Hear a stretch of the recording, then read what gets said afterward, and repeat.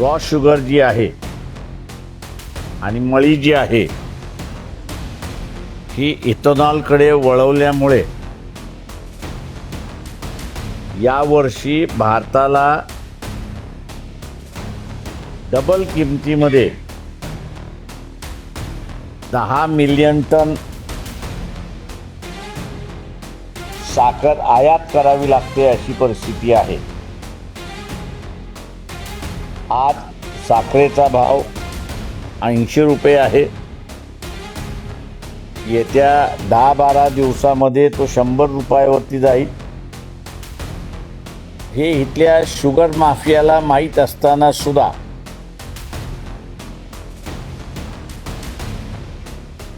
की sugar mafia शांततेने बसले, कारण का त्यांच्या लक्षात आलं की एवढ्या मोठ्या प्रमाणात रॉ शुगर आणि इथेनॉल करण्यासाठी गेलं तर भारताला लागणारी साखर ह्याच्यामध्ये शॉर्टफॉल होणार आहे। महाराष्ट्र हा 30% साखर देशाची प्रोड्यूस करतो, तेव्हा ह्या शुगर माफियाने एकदम साखरेचे भाव वाढवले आणि ते अजून वाढवतील अशी परिस्थिती आहे। इलेक्शन झाल्या वंचित बहुजन आघाडीच्या राज्य कमिटीच्या, तर राज्य कमिटीचे असणारे अध्यक्ष म्हणून जे निवडून आले ते राजेंद्र पातोडे, आजची जी बैठक झाली त्या बैठकीला उपस्थित होते नागोराव पांचाळ, ॲडव्होकेट अरुण जाधव, जीतरत्न पटाईत, डॉक्टर चित्रा कुरे, त्याच्याचबरोबर सर्वजित बनसोडे, प्रशांत इंगोले, उत्तम वंशिव, सारंग थोरात, ज्ञानेश्वर कवटेकर, कृष्णा देशमुख, दीपक डोके आणि आजच्या मीटिंगमध्ये प्राध्यापक सोमनाथ साळुंके यांना महासचिव म्हणून नेमण्यात आलेलं आहे। उरलेली कमिटी ही नंतर निवडल्या जाईल अशी परिस्थिती आहे। आजच एक काही दिवसापूर्वी आलेली जी बातमी आहे की आपण 2017 या वर्षी फक्त साखर इम्पोर्ट केली, म्हणजे रॉ शुगर इम्पोर्ट केली। याच्या अगोदर आपण असणारं साखर ही एक्सपोर्ट करत होतो, सरप्लस होती, परंतु या सरकारचं नियोजन नसल्यामुळे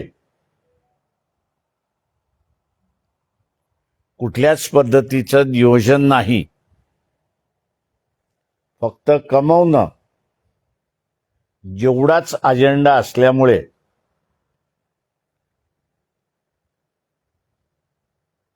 रॉ शुगर जी आहे आणि मळी जी आहे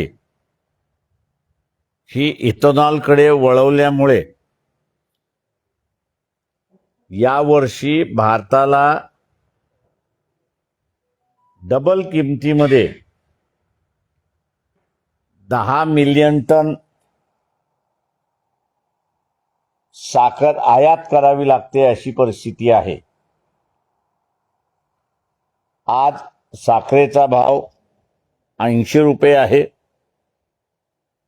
येत्या 10-12 दिवसामध्ये तो 100 रुपयावरती जाईल।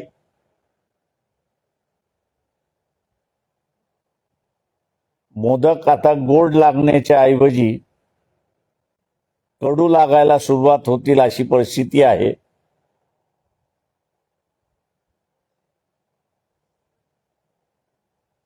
लागोपाठ सण आहेत, नवरात्र आहे, दिवाळी आहे. शासन हे आम्ही धर्माने हिंदू आहोत असं म्हणतात आणि धर्माचं आम्ही संरक्षण करतो असं गाजावाजा करतायत. परंतु धर्म पाळत असताना सण हा सुद्धा एक अविभाज्य भाग आहे.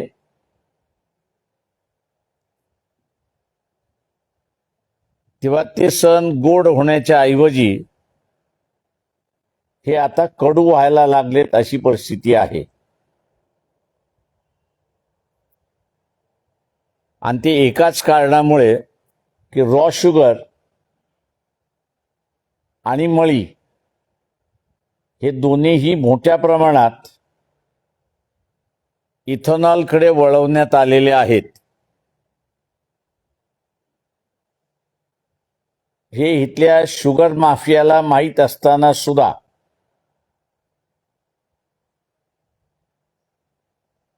ही शुगर माफिया शांततेने बसले.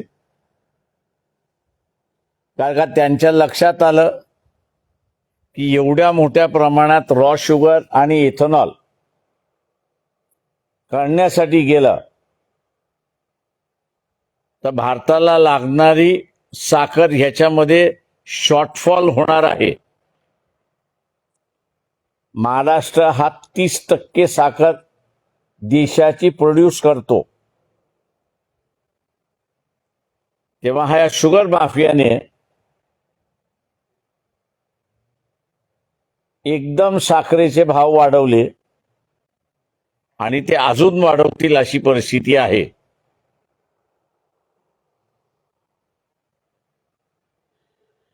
जनतेला आमचं एवढंच सांगणं आहे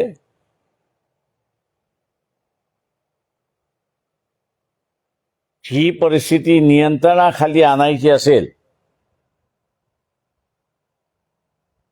तर सत्तेमध्ये बसलेले जे पक्ष आहेत आणि जे पक्ष सत्तेमध्ये जाण्याच्या वाटेवरती आहेत अशा पक्षांचे जिल्हा अध्यक्ष,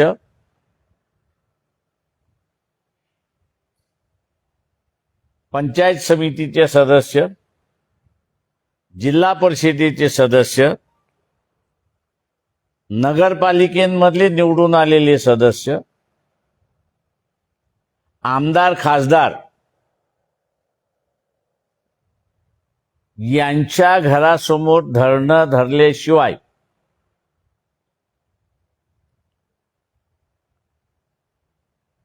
ये हम करो सो कायदा जो आहे किंवा वृत्ती जी आहे आम्हालाच कळतं आणि आम्ही जे करू ते तुम्ही मान्यच करा आणि म्हणून रोखठोक भूमिका आम्ही त्या ठिकाणी घेऊ शकतो. हे आंदोलन आणि साखरेचा भाव हा पुन्हा कमी करायचा असेल तर जनतेने हे आंदोलन आपल्या हातामध्ये घेतलं पाहिजे आणि जनतेनेच उतरलं पाहिजे. तरच साखरेतली गोडवा कायम राहील. नाही तर कडूपणा आपल्या सगळ्यांनाच टेस्ट करावं लागेल अशी परिस्थिती आहे. आपण आता विचारा, जनतेने हे आंदोलन केलं पाहिजे. आम्ही असं त्यांच्याबरोबर राहणार. जनतेने सुरुवात केलं की आम्ही त्यांच्याबरोबर राहणार. बघा, हे व्यापक आंदोलन आहे.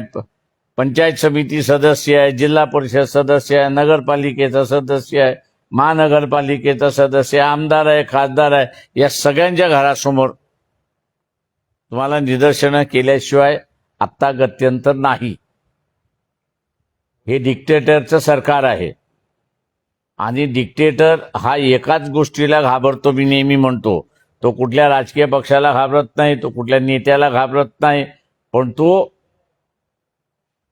मास, ज्याला जनता आपण म्हणतो, त्यालाच डिक्टेटर घाबरतो. हे आपल्याला जंतर मंतरच्या आंदोलनावरनं लक्षात आलं असेल.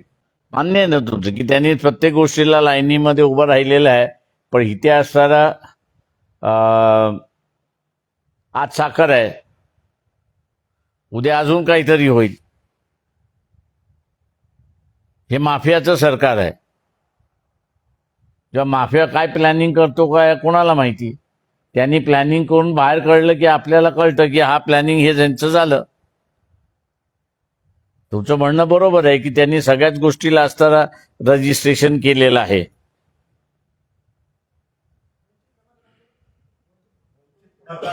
आम्ही असताना घेणारच आहोत म्हणतो म्हटलं, आम्ही जाहीर केले त्याच्यामध्ये.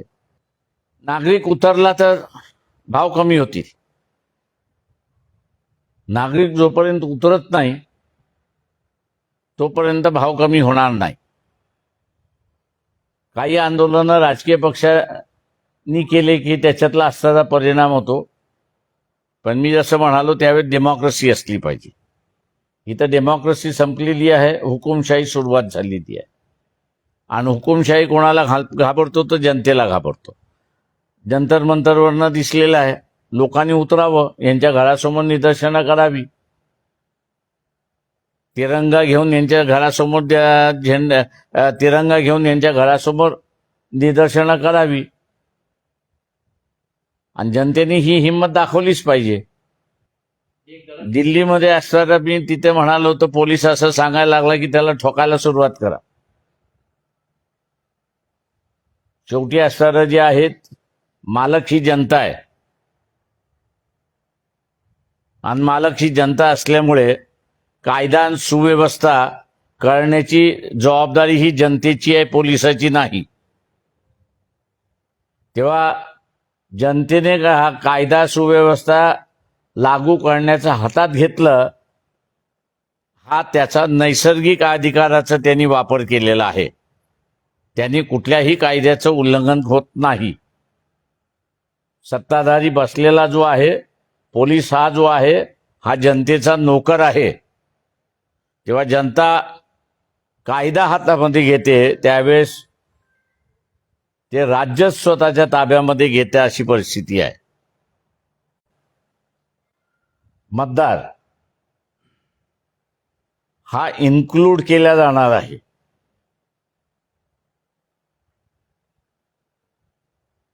आणि 2,10,000 हे एवढे काढले जाणार आहेत.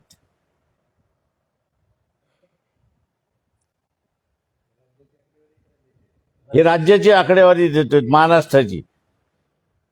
तुम्हाला तेलंगणा पाहिजे ते तेलंगणाही देतो. आमचं असं म्हणणं असं आहे की सवर्णामध्ये सुद्धा वर्गीकरण आलं पाहिजे. समाजाच्या एका भागामध्ये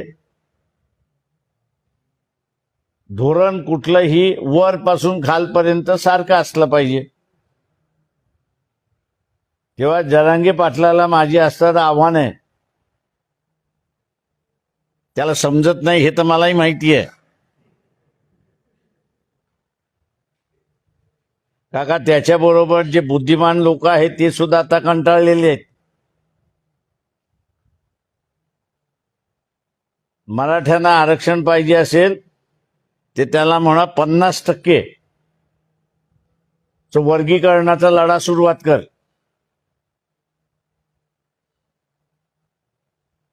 त्यांनी 50%चा मध्ये लढा सुरुवात केला. तो जेवढं मागतोय त्याच्यापेक्षा जास्ती त्याला मिळेल. चुकतंय का? तर राणीशाही सोडली तर त्याची जी काही खाऊन पिऊन सुखीची अवस्था होती ती संपली. एका कुटुंबाचे 4 कुटुंब झाले. ती एका कुटुंबाचे 4 कुटुंब झाल्यानंतर 15 एकर असणारी जमीन ही काही 4 पट वाढली नाही ना, ती 4 पट कमी झाली.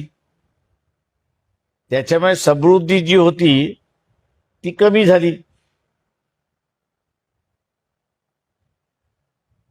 आणि त्याच्यामुळे सगळ्यात सोपा मार्ग इथल्या राजकीयांना आरक्षण मागा म्हणजे तुझे प्रश्न सुटतील.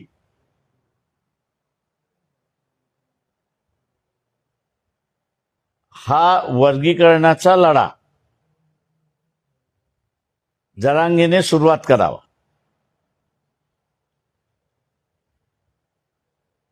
त्यांना फायदाच फायदा आहे. नाही, मला माझ्याकडे जी माहिती आहे ती मी तुम्हाला सांगतो. मातंग समाज हा ह्या प्रश्नावरती एकटा पडलाय. वाल्मिकी असेल, होलार आहे, चर्मकार आहे, यांच्या समाजाच्या बैठका होऊन आमचा वर्गीकरणाला विरोध आहे ही त्यांची भूमिका आहे. मातंग समाजाची भूमिका ही आहे की वर्गीकरण झालं पाहिजे. त्याच्यामध्ये हा सगळा प्रश्न अडकलेला आहे. जेव्हा आम्ही म्हणतोय की ह्या प्रश्नाचा तोडगाच काढायचा असेल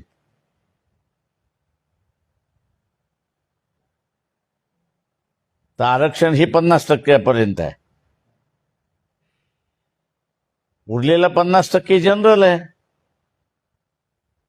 त्या जनरलमध्ये सुद्धा हा वर्गीकरणाच्या माध्यमातून न्याय मिळतो. म्हणजे जरांगे दोन्ही बाजूने तबले वाजवायला मोकळा झाला. ओबीसीच्या बाजूने सुद्धा आणि जनरल ह्याच्यामध्ये सुद्धा. पण मगाशी म्हटलं त्याला समजलं तो इथला हिरो. उरलेल्या 50% एखादं धोरण अर्धवट नाही ना तुम्ही लागू करू शकत. आता जसं मी म्हणालो की एससी मध्येच ट्रायबल तर विरोधातच आहे पूर्णपणे वर्गीकरणाच्या. एससी मध्येच उघड भांडणं तुम्हाला दिसायला लागली. मातंगांचे मोर्चे निघतात, ते म्हणतात वर्गीकरण झालं पाहिजे. होलारांचे निघाले ते म्हणतात विरोध. वाल्मिकीचे निघाले की ते म्हणतात विरोध. चर्मकाराचे मिळाले ते म्हणतात विरोध.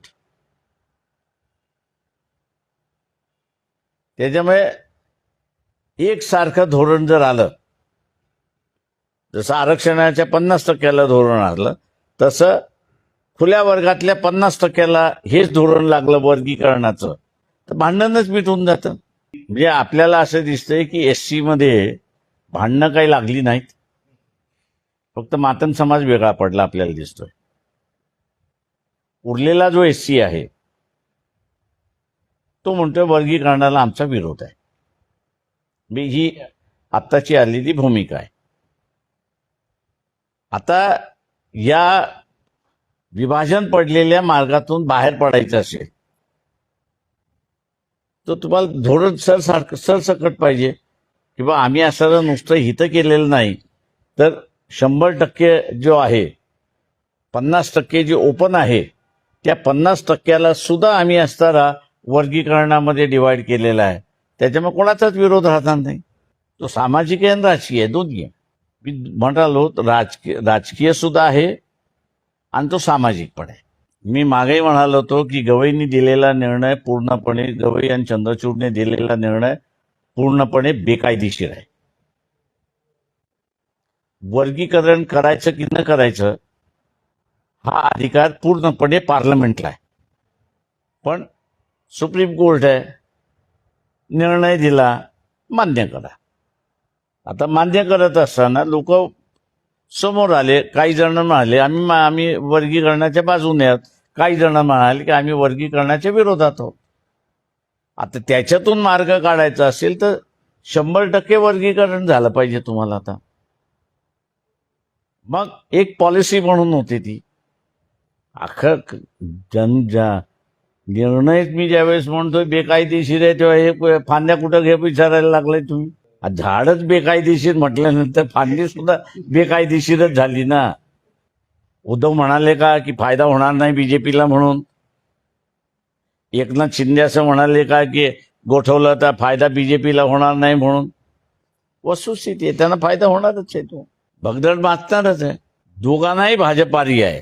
काँग्रेसने माझ्या अंदाजानं महात्मा गांधीचा सल्ला मान्य केला पाहिजे. कारण का त्यांना स्वतःला राष्ट्रीय पक्ष म्हणतात, पण राष्ट्रीय पक्ष म्हटल्यानंतर भूमिका ही गोड असते आणि कडवी असते, पण भूमिका ह्या घ्याव्या लागतात. आता जर तुम्हाला भूमिका घेण्याची ताकदच राहिली नसेल तर माझं म्हणणं आहे महात्मा गांधी जिंदाबाद. नवीन नाही, बाबू जगजीवन रामचा सुद्धा अपमान माझ्या अंदाजानं जनता पार्टी असताना झाला होता. संपूर्णानंदच्या पुतळ्याचं त्यांनी असं पटनामध्ये उद्घाटन केलं आणि ते झाल्यानंतर त्या संपूर्णानंद पुतळ्याचं जे आहे ते त्याचा दुधाने अभिषेक करण्यात आला होता.